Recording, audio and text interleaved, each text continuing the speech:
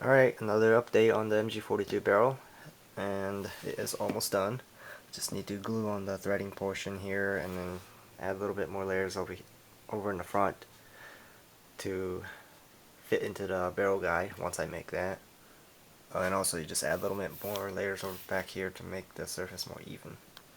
So yeah, yesterday I was just working on these locking block, or whatever you want to call them, and wanted to mention this because this is pretty much is going to show you, well, I guess it's more of a tip than a tutorial, but the way this is made is very similar to how I make hammers and, you know, bolt heads and triggers and all that other smaller parts, smaller durable parts. So what you do is you first make many layers of these little paper discs, essentially, of the size you want. This is one sheet of paper, okay, and using like a quick sketch or measurements you have, you would you know, get basic specs on there. You know, just draw it out a little bit, and then cut out parts you don't need ahead of time, and just prep it up, because once you glue it together it gets really hard to work on after that. And you also want to work on, like this, you want to work on it while it's still moist or drying, because once it gets completely, you know, dry, it's solid as a wood. You know, you're gonna need a lot of tools to shape it up after it's dry. So just try to get as much done as possible while it's still drying.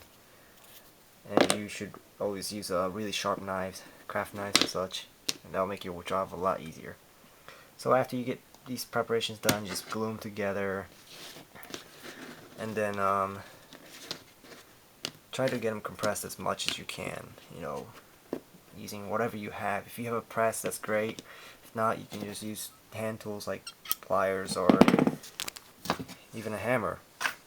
So just get like a flat surface. In my case, I got this shrapnel shell, and the base of it is an excellent anvil.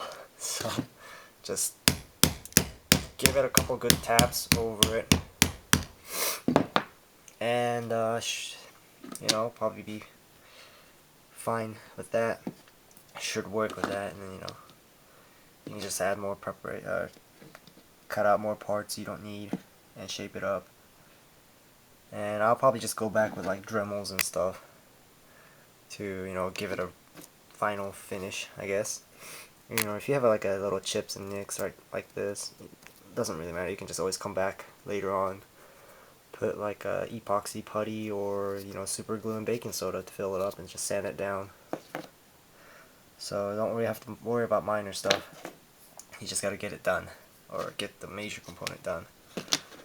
And after you get it, you know, semi-done, I guess, you can just get a good solid weight, like, again, the shell, which weighs good, about 7 pounds, 8 pounds, and just place it over it and, you know, let it sit overnight or something like that, and you get yourself a pretty good, decently solid product.